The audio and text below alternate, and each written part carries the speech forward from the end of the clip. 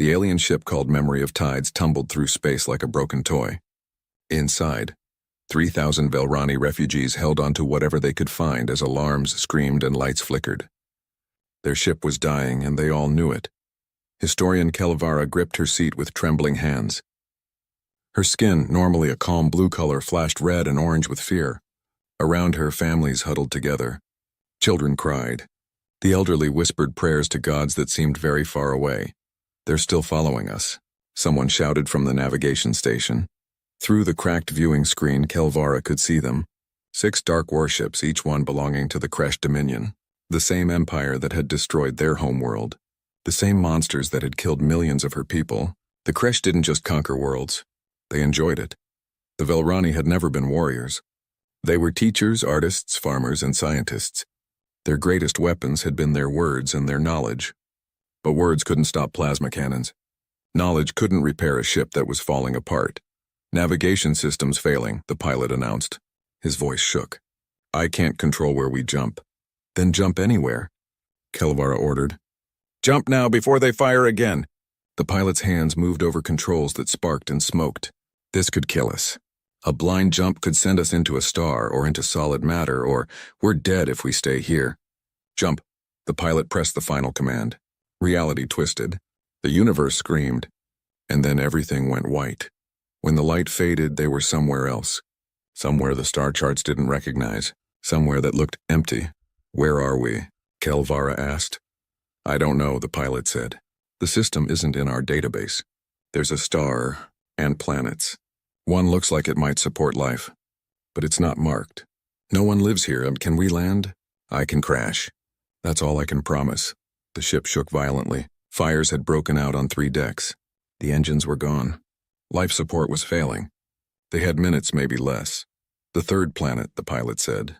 "It has oxygen, water, and wait, I'm detecting radio signals. There is life here. Primitive technology, but definitely intelligent." "Will they help us?" someone asked. No one had an answer. The ship fell toward the blue and green planet like a stone.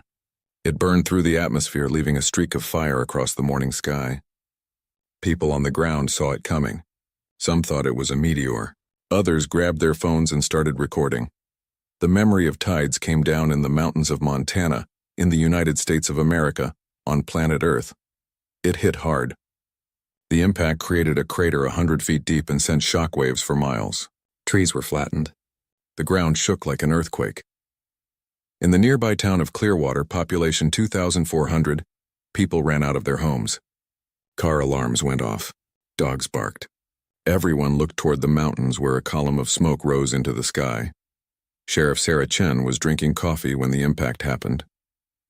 The cup fell from her hand and shattered on the floor. She grabbed her radio. "All units, we have some kind of aircraft crash in the northern mountains. I need everyone available to respond. Call the National Guard, call the Air Force, call everyone." She ran to her patrol car, her deputy right behind her. As they drove toward the smoke, her deputy asked the question everyone was thinking. "Sheriff, what if that wasn't an aircraft?" Sarah didn't answer. She just drove faster. The first people to reach the crash site were local farmers. They came on 4-wheelers and pickup trucks, bringing fire extinguishers and first aid kits. What they found made them stop and stare. The ship was huge, maybe 300 feet long. It was made of a metal that seemed to shimmer and change colors. Parts of it were clearly broken, with strange fluids leaking out. And there were sounds coming from inside. Voices, but not human voices. Should we try to help?" one farmer asked. "What if they're dangerous?" Another replied. Then a section of the hull opened. Steam poured out, and through the steam they came. The Velrani were tall and thin, maybe 7 feet on average. Their skin looked like it was made of mother of pearl, shifting through different colors. They had large eyes, long fingers, and they moved gracefully even though many were injured. The first one out saw the humans and froze. Her skin turned pure white with fear. She raised her hands, showing she had no weapons. "Please," she said in a language no one understood. "Please don't hurt us. We have children." The humans couldn't understand her words, but they understood her tone. They understood the way she protected the small figures behind her. They understood fear when they saw it. Old Frank Morrison, who had been farming in Montana for 60 years, stepped forward. He held out his hands, palms up, to show he meant no harm. "It's okay," he said gently. You're safe here. Let us help. The Velrani woman didn't understand his words either, but she understood his tone. She started to cry, her skin flashing through a dozen colors. More Velrani emerged from the ship, many of them injured, all of them terrified. By the time Sheriff Chen arrived with her deputies and a National Guard unit, the farmers had already started helping. They were bandaging wounds, offering water, and trying to communicate through gestures. It was chaos, but it was controlled chaos. Captain Marcus Webb of the National Guard took one look at the situation and made a decision. Secure the perimeter, but don't point weapons at anyone unless they're aggressive. Get medical supplies up here. Radio for more ambulances. And someone get me a line to the Pentagon because this just became way above my pay grade. Over the next few hours, more help arrived. Military vehicles, news helicopters, scientists, government officials. The crash site became a small city of tents and equipment. Inside one of those tents, historian Kelvara sat with Sheriff Chen and Captain Webb. Between them was a laptop computer. On the screen were words in English. Hello. I am Chorus. I am the ship's artificial intelligence. I have learned your language from your internet. I can translate. Holy, Captain Webb breathed. It learned English in 3 hours? More words appeared. Yes, your language is simple. Your internet contains much information. Also many videos of cats. I do not understand the cats. Despite everything, Sheriff Chen laughed. Yeah, we don't really understand that either. Can you tell us what happened? Who are you people? Through Chorus, Kelevara told them everything. She told them about the Velrani homeworld, a peaceful planet where they had lived for thousands of years. She told them about the Kresh Dominion, an empire that conquered planets for sport and resources. She told them how the Kresh had invaded 3 years ago, how most of the Velrani had died fighting a war they never wanted. We are all that remains, Kelevara said, her words translated by Chorus. 3,000 survivors. We fled in this ship, but they followed us. We jumped blindly to escape. We never meant to come here. We didn't even know your world existed. How badly is your ship damaged? Webb asked. It will never fly again. We have the technology to repair it, but not the resources. It would take months of work, and we don't have months. We barely have days. Why not? Kelevara's skin turned dark gray, the color of despair. Because we didn't escape. Not really. The Kresh attached a tracking beacon to our hull before we jumped. It was dormant, probably damaged in the fighting, but Chorus detected it activating an hour ago. They know where we are. How long? Sheriff Chen asked. 14 of your days, maybe less. Captain Webb stood up and walked to the tent entrance. He looked out at the Velrani refugees sitting in small groups, sharing food with the human volunteers. He saw Velrani children playing with human children, the language barrier meaning nothing to kids who just wanted to play. He saw his soldiers helping elderly Velrani who could barely walk. And what will these Kresh do when they get here? He asked without turning around. They will kill us, Kelevara said simply. All of us. They will make it slow in public to scare other worlds from resisting. And your people, I am sorry. You should not be involved. If you have ships, if you can leave this world, you should go. The Kresh will not care that you tried to help us. They will see only primitives who harbored their escaped slaves. Primitives. Webb turned around. Lady, we've split the atom, sent people to our moon, and created the internet that your AI learned from. We're not that primitive. You have no faster-than-light travel, no energy weapons, no shields. By galactic standards, Kelevara stopped, seeing the look on his face. I meant no insult, but you must understand the Kresh have conquered 40 worlds. They have plasma weapons that can melt your tanks. They have shields that stop bullets. They have warships that can destroy cities from orbit. You cannot fight them. Sheriff Chen looked at Captain Webb. Webb looked back at her. Something passed between them, an understanding that needed no words. Maybe we can't, Chen said. But we're not going to just hand you over to them either. You would risk your world for strangers? You're not strangers anymore, Chen said. You crashed here, which makes you Clearwater's problem. And in Clearwater, we take care of our problems. We take care of our people. We are not your people. Chen smiled. You are now. Over the next 2 days, the situation spiraled in a dozen directions. The United Nations held emergency meetings. World leaders argued about what to do. Some wanted to give the Velrani to the Kresh to avoid war. Others wanted to study the alien technology. Still others wanted to help but didn't know how. While politicians argued, the people of Clearwater made their own decision. They set up camps for the Velrani. They shared their food, their medicine, their homes. The local school opened its gym as a shelter. Churches brought blankets and clothes. The hospital worked around the clock, treating Velrani injuries with help from Velrani doctors who had advanced medical knowledge. Communication got easier. Chorus created translation devices small enough to wear as earpieces. Soon humans and Velrani could talk to each other directly. Friendships formed. The Velrani engineer named Sil Tran started working with Emma Reeves, a local mechanic and computer expert. They bonded over trying to fix a broken Velrani medical device. "Your technology is so different," Emma said, looking at the device's insides. "But the basic principles are the same. Energy still needs circuits. Data still needs processing. We can work with this." "You learn quickly," Sil Tran said, his skin turning a warm orange color that Emma was learning meant approval. "Most species need years to understand Velrani engineering. You understand it in days. We're good at adapting. It's kind of our thing." On the fourth day after the crash, Captain Webb called a meeting. He gathered Sheriff Chen, the town council, military advisors, and historian Kelevara. "I've been on calls with the Pentagon and the United Nations for 2 days straight," Webb said. "Here's what we know. The crash are coming. We have maybe 10 days left. The president wants options. The UN wants options. Everyone wants options. So far, the best option anyone's come up with is to evacuate the area and hope the crash just take the Velrani and leave." "That's not an option," Sheriff Chen said flatly. "I agree. So I'm asking you, all of you, what do we do?" Old Frank Morrison, who had been invited because he was the first to help the Velrani, spoke up. "My grandfather fought in World War II, Normandy Beach. He told me once that the moment that mattered wasn't when he got the call to serve. It was before that. It was when he decided deep down what kind of man he wanted to be, what he was willing to stand for." "What's your point, Frank?" the mayor asked. "My point is, we've already decided. We decided the moment we started helping. Now we just need to figure out how." Webb nodded. "Then we'd better get creative. Kelvara, tell us everything you know about the Kresh, how they fight, how they think. Everything." As Kelvara spoke, Emma Reeves listened from the back of the room.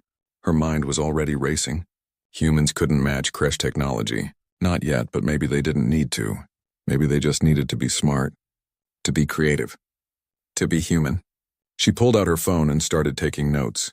Next to her, Sil Tran did the same on a Velrani datapad. They exchanged a look. "I have an idea," Emma whispered. "So do I," Sil Tran replied. Outside the meeting room, life in Clearwater continued. Velrani and humans worked side by side. Children played together.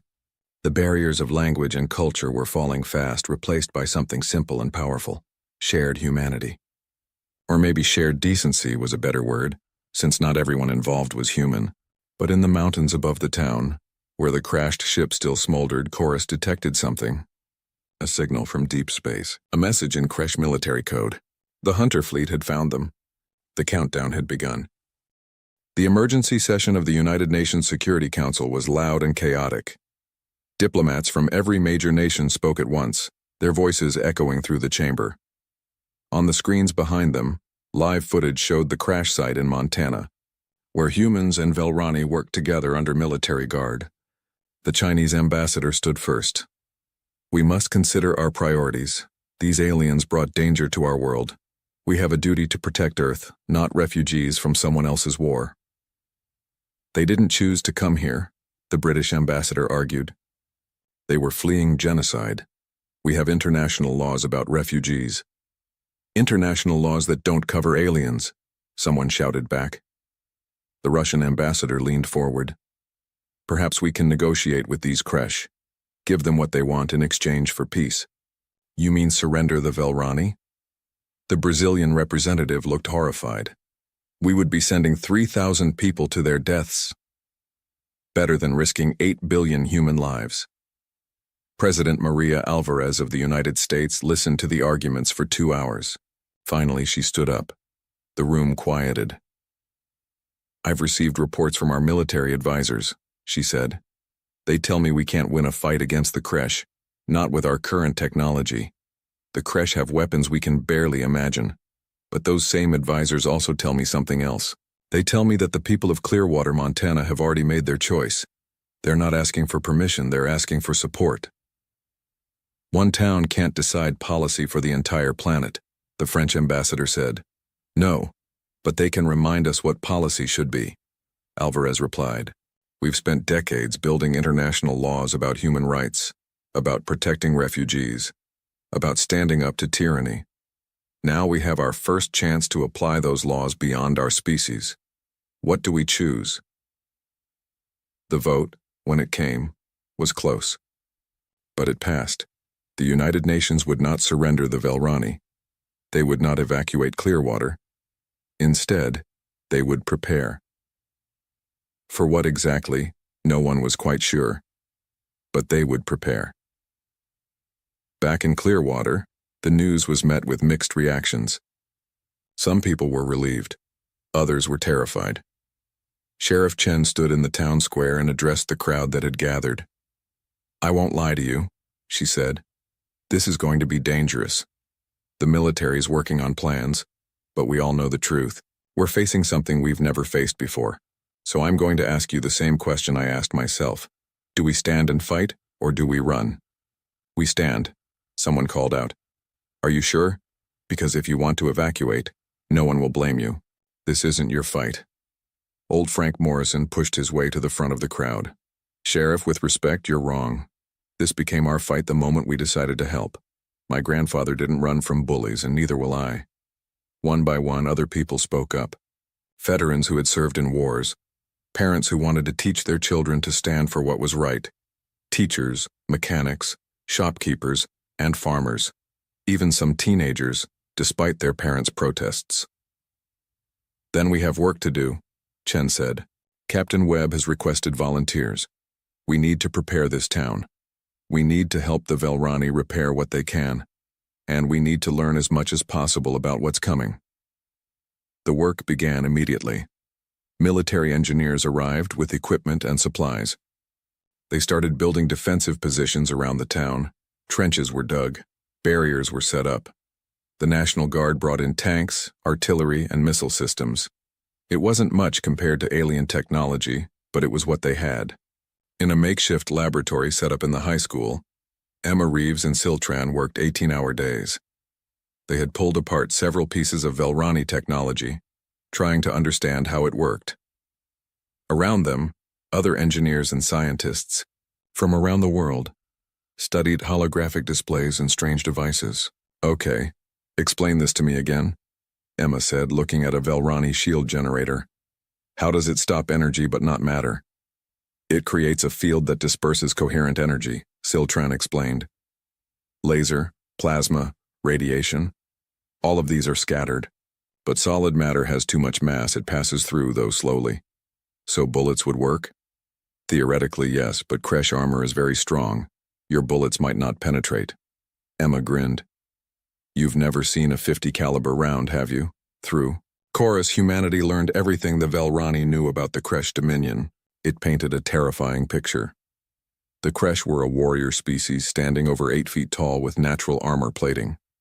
They loved conquest and saw it as a form of art. They had conquered 40 star systems and enslaved dozens of species. Their technology was several generations ahead of Earth's. Plasma weapons that could melt through tank armor. Personal shields that stopped most attacks. Warships that could move faster than light and strike from orbit. Worst of all, they were experienced. The Kresh had fought hundreds of battles. They knew what they were doing. We've never won against them in open combat, Kelvara explained to a room full of generals and admirals. Our only victories came from hiding, from running. Direct engagement always ends in defeat. General Patricia Okonkwo of the Joint Chiefs studied the data with a frown. She was a veteran of 3 wars and had commanded troops in a dozen conflicts. She knew how to read battlefield reports. They're good, she admitted. But they're not perfect. Look at this. She pointed to a report from a battle on a Velrani colony world. They rely heavily on their shields and superior firepower.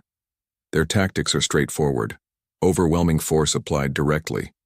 They don't use stealth, they don't use ambush. They just attack head-on because they've never needed to do anything else. That's because no one has ever been able to stop them, Kelvara said. No one's ever tried to fight them on a planet like Earth, Okonkwo replied. Look at your homeworld. Low gravity, thin atmosphere, calm weather. Most habitable planets are like that, aren't they? Yes. Planets with conditions like yours are very rare. We call them heavy worlds or storm worlds. They're difficult to colonize. Captain Webb leaned forward. General, what are you thinking? I'm thinking that these Kresh have never fought on a planet where the weather can kill you, where the gravity makes you tired, where the air is so thick and wet it feels like drowning. They've never fought in our mountains, our jungles, our cities. They've never fought on a world full of predators, diseases, and a species that evolved to survive all of it. You want to bring them down here? An admiral asked. That's insane. Is it? In space, they have every advantage. But on Earth? On our terms? Maybe we have a chance. A small chance, Kelevara said, and it would require them to come down instead of simply bombarding you from orbit. That's where you come in, Okonkwo said. You said they want to make an example of you. Public executions. They want to capture you alive, don't they? Yes, but Kelevara's skin turned pale. You want to use us as bait. I want to give them a reason to come down here instead of just destroying us from space. If they think they can grab you easily, they'll land troops, and once they're down here, we can fight. The room fell silent. It was a brutal plan. It put the Velrani in direct danger, but it was also the only plan that had any chance of working. Will your people accept this? Okonkwo asked Kelevara. The Velrani historian looked at her hands. Her skin cycled through several colors: fear, sadness, determination. We fled our homeworld because we were not fighters. We left behind those who were willing to die. We chose survival over courage. But perhaps, she looked up, perhaps we have run far enough. If you are willing to stand for us, how can we do less? We'll keep you safe, Webb promised. That's the whole point of this. No one is safe in war, Captain, but perhaps we can be brave. The next few days were a blur of activity. Volunteers from around the world arrived in Montana, military units from allied nations, engineers and scientists, medical personnel, even civilians who wanted to help in any way they could. The population of Clearwater swelled from 2,000 to nearly 20,000. The Velrani contributed everything they could. They couldn't fight. Their culture had no tradition of warfare, but they could teach. Velrani doctors showed human medics how to treat injuries with advanced techniques. Velrani engineers explained how their technology worked. A Velrani named Tokmar, who had been a teacher back home, started classes on Kresh psychology and culture.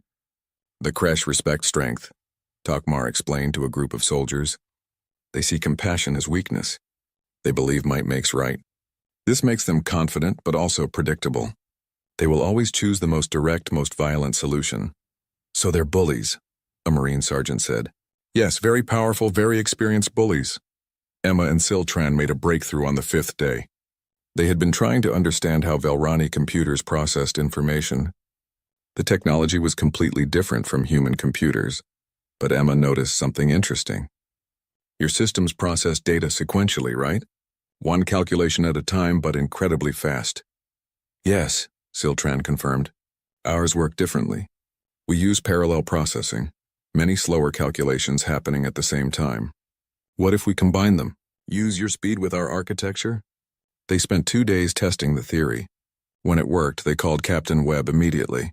We can interface our systems, Emma explained excitedly. We can connect human computers to Velrani technology. That means we can control their devices, modify them, reprogram them. Why does that matter? Webb asked. Siltran's skin flashed bright yellow with excitement. Because the Kresh use similar technology to ours. If we can hack Velrani systems, we might be able to hack Kresh systems too. Webb smiled slowly. How long would it take to create a virus or something similar? We don't know, but we can try. While engineers worked on technology, others worked on more basic preparations. The town of Clearwater was transformed into a fortress. Every building was reinforced. Evacuation tunnels were dug underground. Supply caches were hidden throughout the area. The surrounding forests were mapped in detail. Local hunters proved especially valuable. They knew every trail, every ridge, every hiding spot in the mountains. They taught soldiers how to move quietly through the forest, how to read the terrain, how to use natural cover. The creche will have better sensors than us, one hunter explained. But sensors can be fooled. Deer do it all the time when they freeze. We can teach you to move like the forest animals. Velrani children adapted surprisingly quickly to Earth. They played with human children, learning games and sharing their own. Language barriers faded fast. Children always learned faster than adults. Teachers set up schools that mixed human and Velrani students. It was chaos, but it was hopeful chaos. One evening, Sheriff Chen found Kelvara sitting alone watching the sunset. "Beautiful, isn't it?" Chen said, sitting down beside her. "Yes, our sun was yellow like yours, but smaller. The sunsets were pale. This..." Kelvara's skin shifted to match the orange and purple of the sky. "This is magnificent. What are you thinking about?" "I am thinking that we may all die in a few days. And I am thinking that even if we do, we have been given a gift. Your people barely know us, yet you are willing to die for us. I have lived for 70 of your years. I have studied thousands of civilizations through their histories. And I have never encountered anything like humanity. We're not that special," Chen said with a smile. "You are, though. Most species, when faced with a threat like the creche, would negotiate or flee. Only a few would fight, but none would fight for strangers. None would risk everything for people they just met. You are either the bravest species in the galaxy or the craziest. Maybe both." Kelvara laughed, a sound like wind chimes. "Yes, maybe both." On the 8th day, Chorus detected the creche fleet entering the solar system. 6 warships, just as expected. They were moving quickly toward Earth. Communications came almost immediately. A face appeared on every screen that Chorus could access. Televisions, computers, phones. It was a creche face, angular and armored, with eyes that looked almost reptilian. When it spoke, Chorus translated. "Primitive species of the 3rd planet. I am Warlord Thexcor of the Creche Dominion. You harbor criminals who belong to us. Surrender them within 6 of your hours and you will be spared. Refuse and your world will burn. You have no chance against us. Accept your place in the natural order." The transmission ended. President Alvarez consulted with her advisors for less than an hour. Then she recorded her response. Chorus broadcasted on every frequency the creche would be monitoring.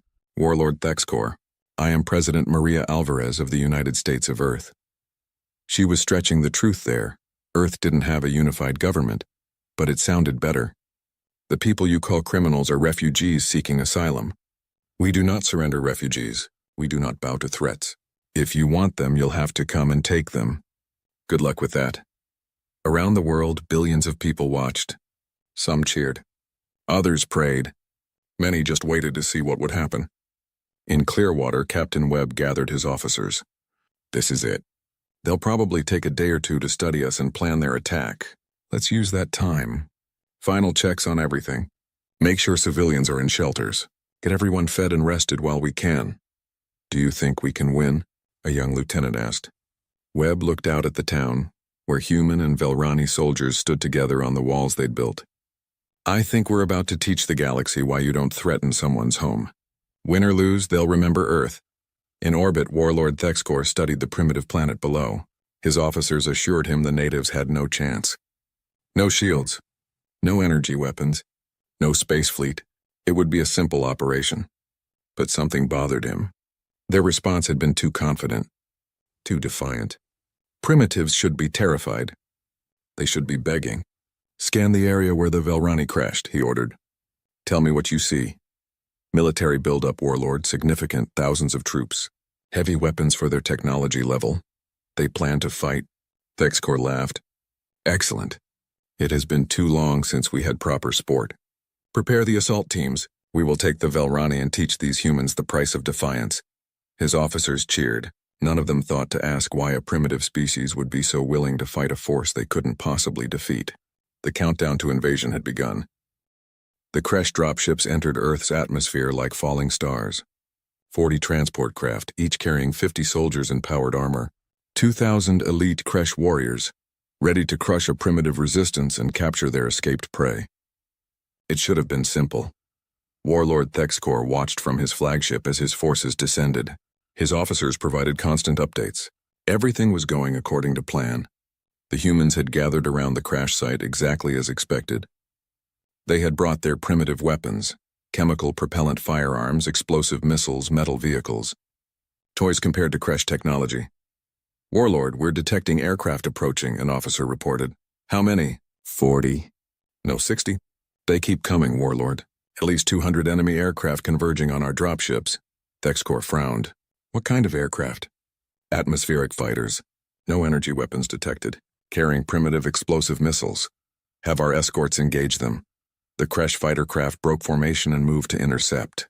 They were faster, more maneuverable, and their plasma cannons could vaporize the human planes with a single hit. In space, it would have been a massacre. But they weren't in space. They were in Earth's atmosphere at 14,000 feet over the Rocky Mountains. The human pilots knew these skies. They knew how to use the mountains, how to fly so low their wings almost touched the trees. They came in from the sun, from behind ridges, from unexpected angles. They fired their missiles from miles away and then dove for cover. The Kresh fighters were better machines, but there were only 20 of them and there were 200 human aircraft. F-22s, F-35s, F-16s, even some older jets pulled out of storage. The humans fought like wolves attacking a bear, hit and run, never staying still long enough to be caught. "Status," Thexcor demanded. "We're losing escorts, Warlord. 7 destroyed, 5 damaged. The dropships are taking hits too. These primitive missiles, they're damaging our armor." "How is that possible?" "The explosives are crude but powerful, Warlord. And there are so many of them." Thexcor's fist hit his command console. "All dropships increase speed and land immediately. Get our troops on the ground where they can fight properly." The dropships accelerated, but the damage was done. 16 of the 40 transports had been destroyed or damaged badly enough that they had to turn back. The Kresh ground force had been reduced by 40% before a single soldier touched Earth. The remaining transports came down hard in the mountains around Clearwater. Loading ramps dropped and Kresh shock troops charged out in their powered armor. Each soldier stood over 8 feet tall, covered in armor plating that could stop most conventional weapons. They carried plasma rifles that could melt through steel, and immediately they felt wrong. "Commander, we're experiencing difficulties," a squad leader reported. "What kind of difficulties?" "The gravity. It's oppressive. My suit compensates, but movement is sluggish. And the air. Sensors show adequate oxygen, but breathing is difficult." "You're at high altitude," their commander replied. "The locals are adapted to it." "You will adapt. Now move." The Kresh forces began their advance on Clearwater, following valleys and ridges toward their objective. They expected to reach the town within hours. They expected the humans to break and run as soon as they saw real combat. They were wrong on both counts. The first ambush came in a narrow valley. The Kresh squad was moving in standard formation when the hillside above them exploded. Not from energy weapons or advanced technology, from simple explosives buried in the dirt and detonated by wire.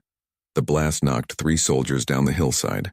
Before the others could react, gunfire erupted from the trees. Large caliber rounds, 50 BMG and bigger, slammed into Kresh armor. The shields flickered and held, but the kinetic impact staggered the soldiers. "Return fire," the squad leader ordered. Plasma bolts lit up the forest. Trees exploded into flame where the shots hit. But the humans were already gone, falling back through paths they'd prepared in advance. The Kresh pursued, confident in their superiority. They ran straight into the second ambush. This time it was claymore mines and a hail of machine gun fire from 3 directions. 2 more Kresh went down, their shields overloaded. The rest took cover, something they rarely had to do. "These humans are not behaving like primitives," the squad leader reported. "They're using coordinated ambush tactics. They know the terrain." "Of course they do," Captain Webb said, watching from a command post 2 miles away.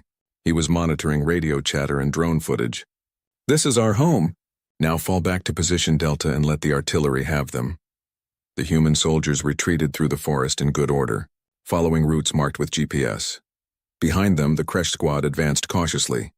They'd learned to be careful. These humans had teeth. Then the artillery started. The Kresh had shields designed to stop energy weapons. They worked less well against high explosive shells falling from the sky.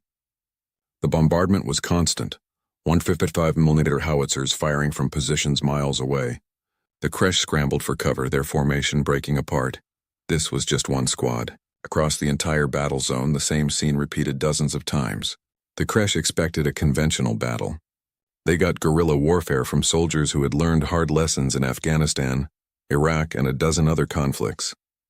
In his flagship, Thex Corps watched casualty reports climb. 10%, 12%, 15%. This was impossible. They were fighting primitives. Send reinforcements. Commit another 1,000 troops. Warlord, we only brought 3,000 total. If we commit more, do it. And tell them to secure the Velrani position at all costs. The second wave of dropships launched. This time the human air force was ready. They'd been holding back reserves for exactly this moment. The aerial battle resumed, fiercer than before. On the ground, the Kresh finally reached the outskirts of Clearwater. They'd taken hours to cover a distance that should have taken minutes. They'd lost hundreds of soldiers to ambushes, artillery, and the terrain itself. One entire unit had gotten lost in the forest and been cut off and destroyed. But now they could see their objective. The crashed Velrani ship in its crater, surrounded by defensive positions. Human soldiers dug into bunkers and trenches, and somewhere in there 3,000 Velrani refugees. All units. Begin final assault, the Kresh commander ordered. That's when the weather changed. One of the mountain's afternoon thunderstorms rolled in. It happened most days at this elevation, which was why the locals hadn't thought to mention it. In minutes, the sky went from blue to black. Lightning split the air. Rain fell in sheets so thick you could barely see 10 feet. For humans, it was just weather. Unpleasant but normal. For the Kresh, it was a nightmare. Their shields, designed to stop energy, went haywire in the electrical storm. Lightning bolts struck their armor, not enough to kill but enough to disable systems. Their thermal sensors couldn't see through the rain. Their communications were filled with static. "What is this?" a Kresh soldier shouted. "Is this some kind of weapon?" "It's just a storm," his commander replied. "Push through." But pushing through a Montana thunderstorm while wearing powered armor, already exhausted from the high gravity and thin air, being shot at by humans who grew up in this weather, that was harder than it sounded. The humans attacked under cover of the storm. They wore simple rain gear and night vision goggles. They knew exactly where they were because they'd lived here their whole lives. The Kresh were lost, half-blind, and terrified of an enemy they could barely see. Sheriff Chen led one of the counterattacks personally. She'd grown up in these mountains, hunted in these forests. The rain didn't slow her down at all. Her team moved through the storm like ghosts, striking at confused Kresh units and disappearing again. "This isn't battle," one Kresh officer reported. "It's chaos. These humans fight without honor, without formation. They're like animals. They're predators," historian Kilvera said quietly. She was watching from a bunker with Captain Webb. "Look at them. Look at how they move. We evolved on a gentle world. The Kresh evolved on a harsh one. But humans evolved on a world that actively tried to kill them. They're survivors." Webb nodded. "Every species on Earth is either a predator or prey. Humans, we're both. We got hunted by bigger, stronger things for millions of years. So we got smart. We got mean. And we learned that the best way to survive is to work together." The storm lasted for 3 hours. By the time it passed, the Kresh assault had completely stalled. They'd taken 40% casualties and hadn't even breached the outer defensive lines. Soldiers who had conquered 40 worlds, who had never known defeat, were pinned down and demoralized. Warlord Thex Corps couldn't believe what he was seeing. How? How are primitives doing this?" "Warlord," his tactical officer said carefully, "I've been analyzing their tactics. They're not fighting like any species we've encountered. They don't value honor or glory. They value winning. They use every advantage, terrain, weather, knowledge of their home. And they work together perfectly. Every human unit supports every other unit. We work together too. We work in formation, Warlord. We follow doctrine. They adapt. Every time we counter one tactic, they switch to another. They're learning as they fight." Thex Corps stood at his viewing screen watching the battle below. He'd expected to collect his escaped slaves and teach some primitives a lesson. Instead, he was losing. "Pull back all ground forces to defensible positions, rest them. We'll bombard the target from orbit and then send in fresh troops." "Warlord, if we bombard, we might kill the Velrani." "I don't care anymore. I want this planet punished for its defiance." But even that wasn't simple. As the Kresh fleet moved into bombardment position, alarms went off. "Multiple launches detected from the planet's surface." Identifying missiles, hundreds of them. "Primitive missiles can't hurt us in space." "Warlord, they're not using explosive warheads. They're kinetic penetrators, solid metal projectiles." The Kresh shields were designed to disperse energy. Solid matter was a different problem. The missiles weren't sophisticated, basically modified ICBMs carrying tungsten rods. But there were so many of them and they were moving so fast. 3 missiles hit Thexcor's flagship. The shields absorbed most of the impact, but damage alarms blared. More missiles targeted the other ships. The Kresh fleet was forced to maneuver, breaking their bombardment formation. This is madness. Thexcor roared. These primitives should be cowering. They should be begging. Why do they fight? On the ground, Emma Reeves was asking herself a similar question. She was exhausted, scared and covered in mud from diving into a trench when a plasma bolt flew overhead. Siltran was next to her, his skin cycling through colors of fear. Why are you doing this? Siltran asked. You barely know us. We're not even the same species. Why risk your lives? Emma thought about it. She thought about the Velrani children she'd seen playing with human kids. She thought about old Frank Morrison, who'd treated a scared alien refugee with the same kindness he'd show any lost stranger. She thought about her country's history, imperfect, full of mistakes, but built on the idea that everyone deserved a chance.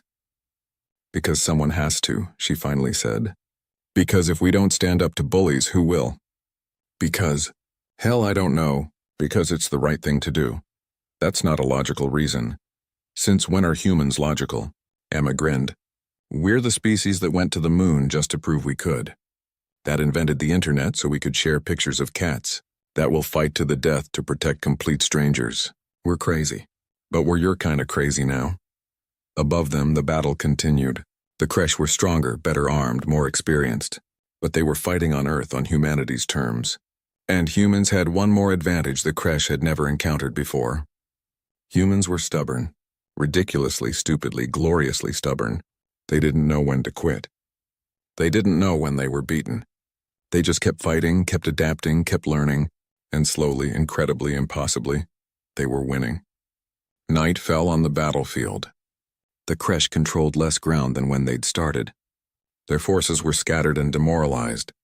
The humans were tired too, but they were on their home ground with short supply lines and unlimited reinforcements. More soldiers arrived every hour from around the world. In his command post, Captain Webb allowed himself a small smile. They brought a space army to a ground war. Bad move. Can we actually win this? A lieutenant asked. I don't know, Webb admitted. But we're sure as hell not losing. And sometimes that's enough. Day 2 of the battle dawned cold and clear. The morning sun revealed a landscape transformed by war. Burned trees, cratered earth, and the wreckage of Kresh equipment scattered across the mountains. But also, surprisingly, Kresh soldiers still fighting. Warlord Thexcor had spent the night in emergency meetings with his officers. The casualty reports were devastating. Nearly 800 dead, 300 wounded. For an empire that rarely lost more than 50 soldiers in an entire planetary conquest, it was catastrophic. We cannot continue this way, one officer said. We should withdraw, regroup, return with more forces. Withdraw? Thexcor's voice was dangerous. Admit defeat to primitives? The Empire would never forgive such shame. We would all be executed. Then what do we do, Warlord? Thexcor studied the tactical maps. The humans had turned Clearwater into a fortress. Every approach was covered by fire. The terrain favored defense. A direct assault would cost hundreds more soldiers. We use everything, he decided. Deploy the combat drones. The war mechs. Every weapon we have. Overwhelm them with sheer numbers and firepower. Even primitives must break eventually. The combat drones launched at dawn. Hundreds of small flying machines, each armed with plasma weapons and explosive charges. They swarmed toward Clearwater like angry insects. The humans were ready. They'd been tracking the Kresh deployment all night with satellites and drones. When the swarm came, they met it with anti-aircraft fire. Thousands of rounds filled the sky. The drones were fast and maneuverable, but there were only so many of them. Half were destroyed before reaching the defensive lines. The survivors dove toward human positions, firing and bombing.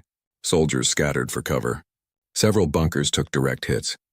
But the humans had prepared for this too. They'd set up decoy positions, empty trenches and fake equipment, and many drones wasted their ammunition attacking nothing. They're learning too fast, a Kresh tactical officer muttered. Every trick we use, they counter within hours. Then the war mechs arrived. These were the Kresh's heavy assault units. 12-foot-tall armored machines with enough firepower to destroy a building.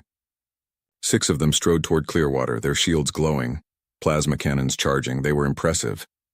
They were terrifying. They made the ground shake with each step, and then they stepped on the mines. The humans had spent 2 days planting explosives everywhere. Not sophisticated mines with fancy sensors, just simple bombs buried in the ground, detonated by pressure or remote control. The kind of thing humans had been using in wars for over a century. 3 mechs went down in the first minute, their legs blown off. The others slowed down, scanning for more threats. That's when the artillery found them. High explosive shells rained down, overwhelming their shields through sheer volume of fire. The last mech made it within 100 yards of the defensive line before a soldier named Rodriguez, who'd carried a Javelin anti-tank missile 3 miles up a mountain, fired at point-blank range. The missile hit the mech's cockpit. The shield flickered and died. The explosion tore the machine apart. Rodriguez shouldered his now empty launcher. "Biggest deer I ever shot." His squad laughed nervously. They were exhausted, scared, and running low on ammunition. But they were still fighting. In a bunker underneath the town, Emma and Siltran hadn't slept in 36 hours. They were close to a breakthrough on their computer virus, but close wasn't good enough. "The Kresh systems have too many safeguards," Emma said, rubbing her eyes. "Every time we crack one layer, there's another underneath." "We need more processing power," Siltran replied. "But the ship's main computer is damaged beyond repair." "What if we don't use the ship's computer?" Emma had an idea forming. "What if we use Earth's computers?" "All of them?" "I don't understand." "Our internet connects millions of computers worldwide. What if we created a distributed processing network, use thousands of computers working together to crack the Kresh encryption?" Siltran's skin flashed bright yellow. "That could work, but we'd need to coordinate all those systems. The programming alone would take weeks. Unless," Emma pulled up her phone, "unless we ask for help." An hour later, Emma had posted a message on every hacker forum, programmer community, and tech website she could find. She explained what they needed: a virus to disable Kresh combat systems. She provided the basic code structure and the encryption they needed to crack. "You just told the entire internet about alien technology?" Captain Webb asked when he found out. "Yeah, and in 2 hours we've gotten responses from 14 countries. Programmers are working on it right now. Hundreds of them, maybe thousands. That's crazy, stupid, brilliant. All of the above," Webb admitted. "But if it works," it worked. By midnight, they had a functioning virus. It wasn't elegant. It was a mess of human and Velrani code held together with digital duct tape. But when they tested it on a captured Kresh drone, the machine systems crashed within seconds. "Upload it," Emma ordered. "Every Kresh device we can reach." Cora sent the virus through the air on every frequency the Kresh used. It spread like a digital plague, jumping from one Kresh device to another. Shields flickered and failed. Weapons stopped firing. Combat drones fell from the sky. Communication systems went silent. In his flagship, alarms blared as systems began failing. "What's happening?" Thexcor demanded. "Unknown attack, Warlord. Some kind of electronic warfare. Our systems are crashing. The primitives are inside our network." "How? They don't have the technology." "They do now, Warlord. The virus didn't destroy everything. The Kresh had backups and manual overrides. But it bought the humans precious time. Without shields and communication, the Kresh ground forces were vulnerable. Captain Webb ordered the counterattack immediately. All units advance. Hit them while they're blind." The humans came out of their defensive positions like wolves that had been waiting for the right moment. They'd been on defense for 2 days, taking losses, being pushed back. Now they pushed forward. The Kresh, suddenly fighting without their technological advantages, discovered something terrifying. The humans were very, very good at basic infantry combat. They moved in coordinated units. They covered each other. They used every piece of terrain as cover. And they never ever stopped coming. One Kresh unit tried to fall back to their landing zone. They were intercepted by a group of local hunters and National Guard soldiers who'd been waiting in ambush. The humans used hunting rifles, shotguns, and whatever else they could find. They fought with a ferocity that seemed insane. "Why won't they run?" a Kresh soldier asked. He was wounded, his armor cracked, his weapon empty. Around him, his unit was being overrun. "Because we're defending our home," a human soldier answered in badly pronounced Kresh. The man was old, maybe 60, with gray hair and scars from some previous war. And we don't run from our homes. By dawn of day 3, the Kresh had lost half their ground forces. The survivors were scattered, isolated, and running out of supplies. Thexkor faced a choice he'd never thought he'd have to make. Recall all ground forces, he ordered. Immediate evacuation. Warlord, do it. Pull everyone back to the landing zones. We're leaving. The Kresh retreat was chaotic. Units fell back under heavy fire, trying to reach their dropships. The humans pursued aggressively, not willing to let the enemy escape easily. More Kresh died in the retreat than had died in the entire assault. But Thexkor wasn't done. As the last dropship lifted off, he gave his final order. Target the Velrani crash site. All ships, fire orbital bombardment. The Kresh warships turned their weapons toward Clearwater. If Thexkor couldn't have his escaped slaves, then no one would. He'd destroy the entire area and everyone in it, human and Velrani alike. Energy signatures detected, a human radar operator shouted.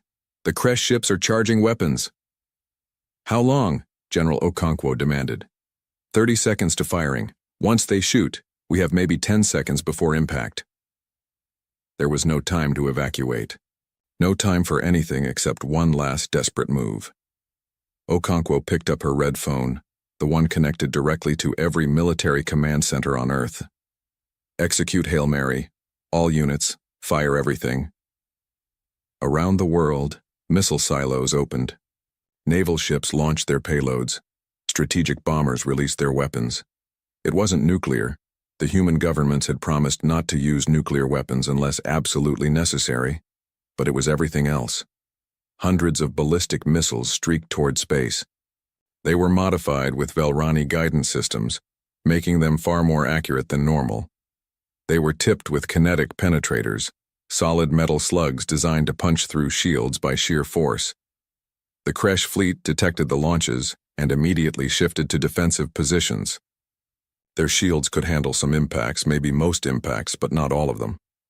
Evasive maneuvers, Thexkor ordered. Return fire. Too late. The first missiles hit, then more, and more.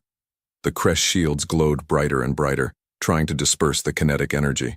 Some missiles were stopped. Others got through. One penetrator hit Thexkor's flagship just below the bridge.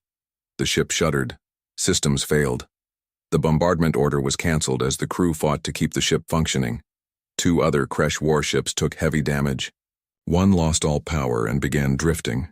Another's shields collapsed entirely, leaving it vulnerable. Warlord, an officer shouted. We must withdraw. If we stay, they'll destroy us. Thexkor stared at the planet below. He'd come here expecting an easy victory. Instead, he'd lost half his ground forces, damaged half his fleet, and been humiliated by primitives who shouldn't have been able to fight at all. This isn't over, he said. We'll return with a full armada. 50 ships, 100,000 soldiers. We'll scour this planet clean.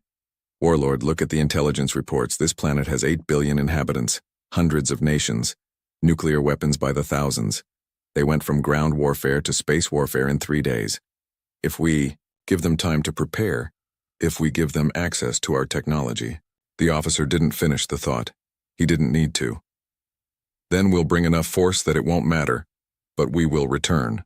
I swear it. The Kresh fleet began jumping to faster-than-light speed. One by one, the warships vanished, leaving Earth's orbit empty. On the ground, people watched the sky. When it became clear the Kresh were really leaving, a cheer went up. It started in Clearwater and spread across the world. Humans hugged each other. They hugged Velrani. Some laughed. Some cried. Sheriff Chen sat on a pile of rubble that used to be her office. Captain Webb found her there, staring at the smoking ruins of her town. We won, she said quietly. We survived, Webb corrected. They'll be back. I know. But for today we won. The cost of victory was written across the landscape. 3,800 humans dead, 6,000 wounded. Clearwater was mostly rubble. The surrounding mountains were scarred with craters and burned forests. Medical tents overflowed with casualties, both human and the Velrani, who'd been caught in the fighting, despite everyone's efforts to protect them. But all 3,000 Velrani refugees had survived. Not one had been captured or killed. That was what mattered. Historian Kelvara walked through the ruins with tears streaming down her face, her skin cycling through every color in her species' emotional spectrum. "What's wrong?" Emma asked, finding her. "We won, you're safe." "I know," Kelvara said. "That's why I'm crying. Your people died for us. Thousands of them. People who had never met a Velrani before 5 days ago. They died protecting strangers." She looked at Emma. "How do we ever repay that?" Emma was quiet for a moment. Then she smiled. "You could start by helping us get ready for when those jerks come back. We're going to need bigger guns." Kelvara laughed through her tears. Yes, we can do that. We'll give you everything.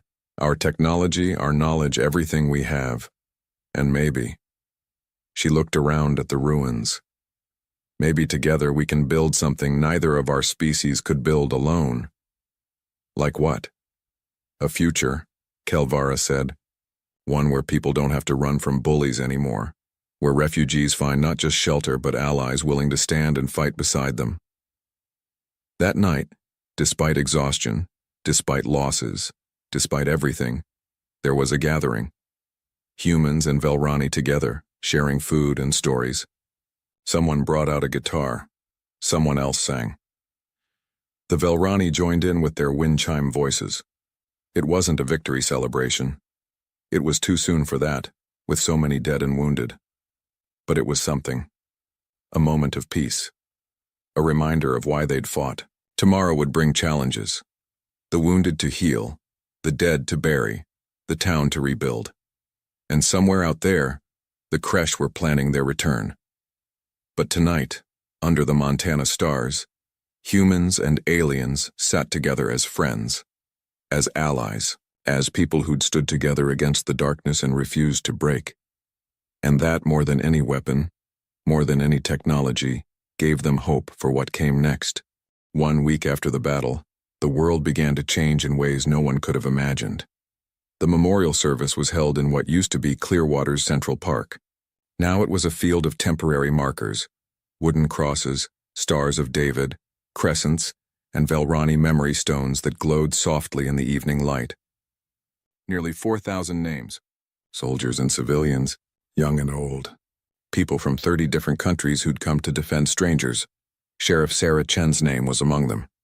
She died on the second day, using her body to shield 3 Velrani children from falling debris. Her deputy found her still holding them, all 4 alive because she'd refused to let go. President Alvarez spoke at the service. She stood before a crowd of thousands, humans and Velrani together, and tried to find words adequate for what had happened. "We are changed," she said simply. "A week ago, we thought we were alone in the universe. Now we know we're not. A week ago, we'd never met the Velrani. Now we've bled together, fought together, and mourned together. These people we honor today died protecting others. That's all that needs to be said. They died doing what humans do best, standing between the helpless and those who would harm them." Kelvara spoke next, her words translated by chorus for the humans present. "In all my years of studying civilizations, I never believed I would see one like yours. You are young, impulsive, sometimes foolish. But you have something that older, wiser species have lost. You have the courage to care about strangers. You have the strength to fight for those who cannot fight for themselves. The Velrani will never forget this. We will never forget you." After the service, the real work began. The United Nations established the Department of Extraterrestrial Affairs. Their first order of business was helping the Velrani integrate into Earth society. It wasn't easy. Different biology, different culture, different needs.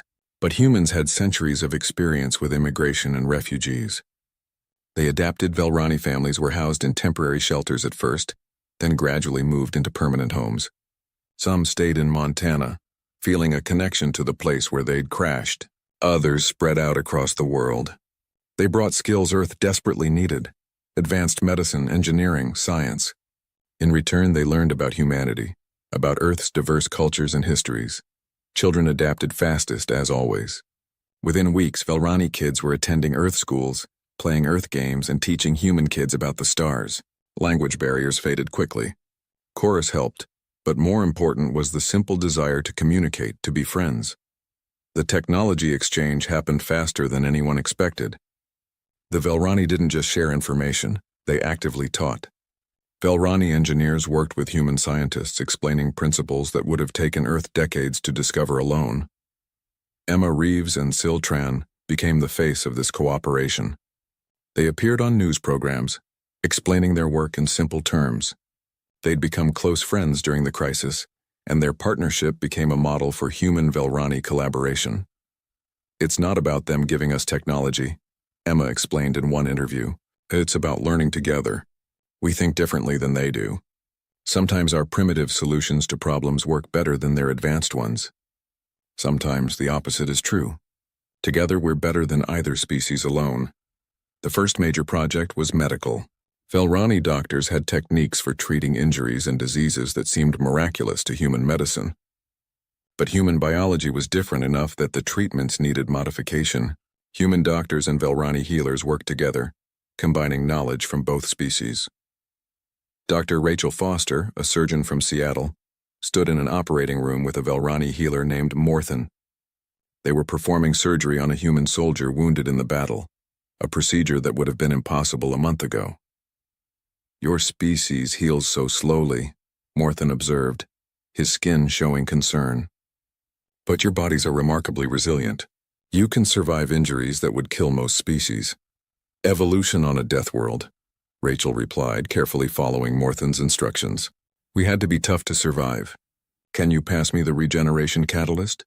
It is fascinating how you adapt.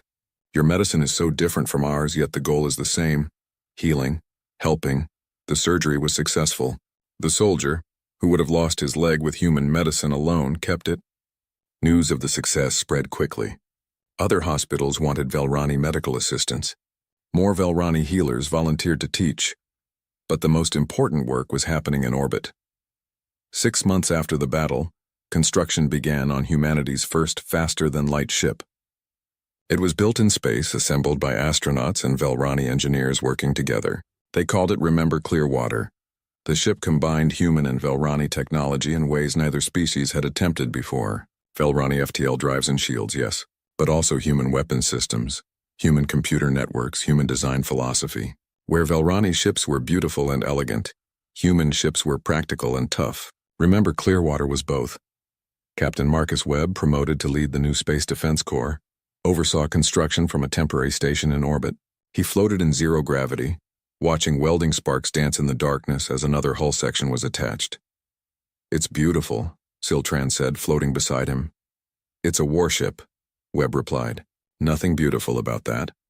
It represents hope, cooperation, two species working together to defend themselves. That is beautiful." Webb had to admit he had a point. Around them, human and Velrani workers moved together seamlessly. They'd learned to communicate despite language differences. They'd learned to trust each other. Some had become friends. "How long until she's ready?" Webb asked. "Another 6 months for the main construction, then testing." "But Webb, you know they're coming back, don't you?" "The creche, Dexcorp promised. I know. That's why we're building 20 more ships like this one, and why we're not just sitting around waiting." Earth's military had transformed. Every nation contributed to the common defense now. The United Nations Security Council had actual authority for the first time in its history. Armies trained together. Technology was shared freely. Old rivalries seemed petty when facing an external threat. But they needed more than weapons. They needed intelligence. They needed to know what was coming. That's where Tokmar came in. The Velrani teacher had encyclopedic knowledge of creche society, tactics, and psychology. He worked with human military analysts, building a complete picture of the enemy. "The creche Dominion controls 40 star systems," Tokmar explained to a room full of generals. "But their empire is not as strong as it appears. They rule through fear and overwhelming force. Most subject species hate them but are too afraid to rebel." "What about allies?" General Okonkwo asked. "Do they have any?" "No. The creche take what they want and trust no one. This is their weakness. They cannot imagine why you would help us. They cannot understand cooperation between species. Good, we'll use that, but understanding the enemy wasn't enough. Earth needed allies, too. The Velrani sent out messages to other refugee groups hiding throughout the galaxy. Some were too afraid to respond. Others were interested but cautious. A few decided to take the chance. 14 months after the battle, the first refugee ship arrived. It wasn't Velrani. It was Mikran, a species that looked like upright otters with golden fur and enormous eyes. Their ship was damaged, their people desperate. The approaching vessel broadcast a simple message. Earth helps refugees. True? President Alvarez herself responded. Yes, come to Earth, we protect you. The Mikran ship landed in Australia. 2,000 more refugees. More mouths to feed, more people to house. But also more knowledge, more perspective, more allies. The Mikran were traders and diplomats. They knew the galaxy's politics and economics. They brought information about other species, other worlds. More ships came. Slowly at first, then faster. The Helkani, a crystalline species fleeing religious persecution. The Earthen, who looked like bears but were gentle herbivores. The Keswick, insect-like beings with incredible technical skills. Each group brought their own gifts, their own knowledge. Earth became a haven. A legend spread among refugee communities. There was a world called Earth where a primitive species had fought the Kresh and won. Where refugees were welcomed and protected. Where you could be safe.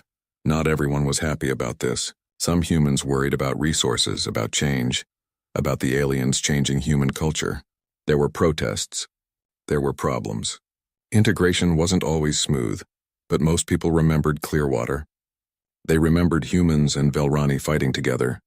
They remembered that the alternative to helping refugees was abandoning them to people like the Kresh. And most humans, when faced with that choice, chose to help. Kelevara watched all of this with amazement.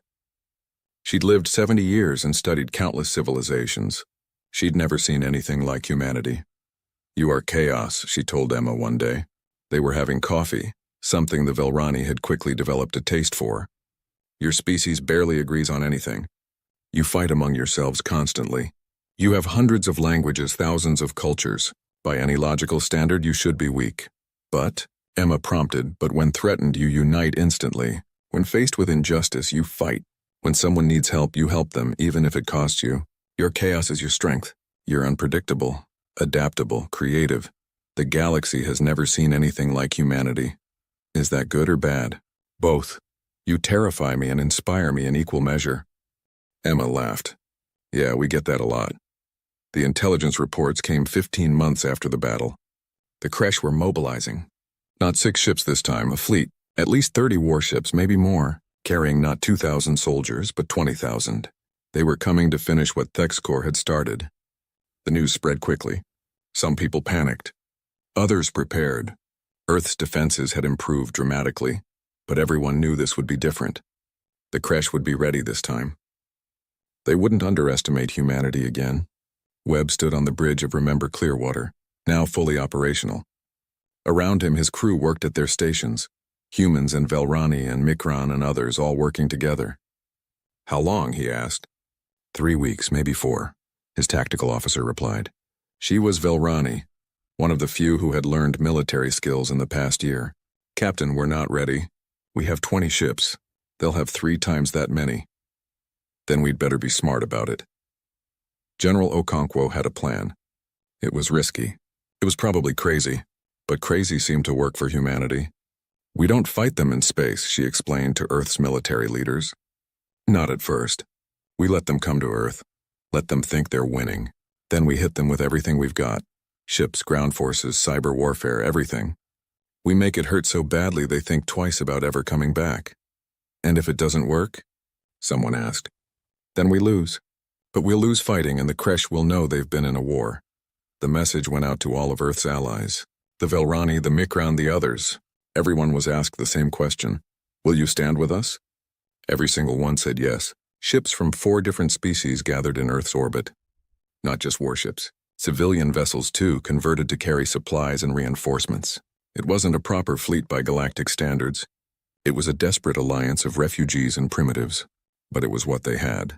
On the ground, preparations continued. Clearwater had been rebuilt stronger than before, more defensive positions, better weapons.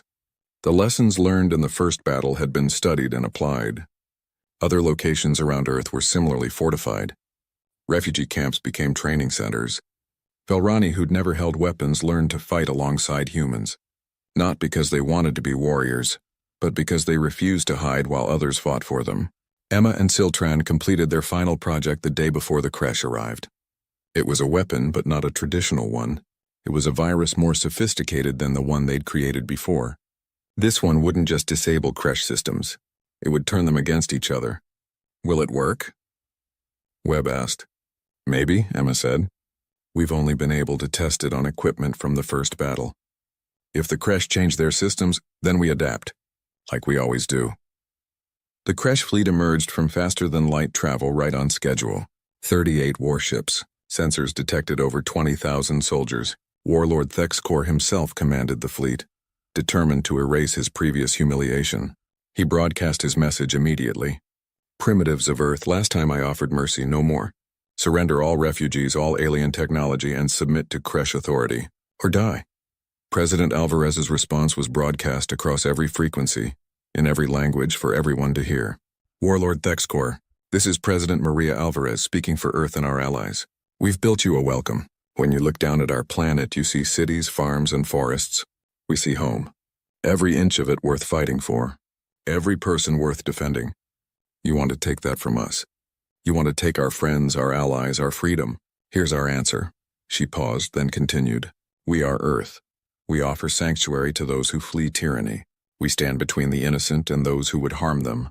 We are humans, Velrani, Mikron, Helkani, and free people everywhere. And we do not surrender. Come and try to take what's ours. We'll be waiting. The transmission ended. For a moment, there was silence. Then across Earth, in orbit, in refugee camps and military bases, a cheer went up. It was defiant. It was probably foolish, but it was human. Thexkor stared at his screens in disbelief. He'd brought 10 times the force. He'd prepared for everything. And still they defied him. So be it, he said. Launch all forces. I want that planet reduced to ash. The battle for Earth had begun, but this time Earth was ready. This time they had allies. This time they had hope. Captain Webb stood on his bridge watching the Kresh fleet approach. Next to him, Siltran monitored the computer systems. Behind them, a crew of 5 species worked together seamlessly. Are you afraid? Siltran asked. Webb smiled. Terrified. But they're about to learn the most important rule of the galaxy. What's that? Never threaten someone's home, especially if that someone is human. The Remember Clearwater and its sister ships moved to intercept. On Earth below, defensive positions armed and waited. In orbit, satellites and stations prepared to fight. Across the system, allies took their positions. The message was clear. The battle would be hard. Victory wasn't guaranteed. Many would die. But Earth would not surrender. Not now, not ever. And somewhere in the galaxy, on planets and ships and stations scattered across the stars, other refugees heard about Earth. They heard about a world that stood against tyranny. They heard about humans who fought for strangers. They heard about a place where you could be safe, where you could be free, where people would stand beside you against the darkness. The message spread, carrying hope to those who had forgotten what hope felt like. Earth had become more than a planet. It had become an idea, a promise, a declaration that some things were worth fighting for no matter the cost. And that message, more than any weapon, would change the galaxy forever. The battle raged on, but the outcome, whatever it might be, had already sent ripples across the stars. Humanity had stood up. They had said no to tyranny. They had protected the vulnerable. They had shown the galaxy what it meant to be human, and the universe would never be the same.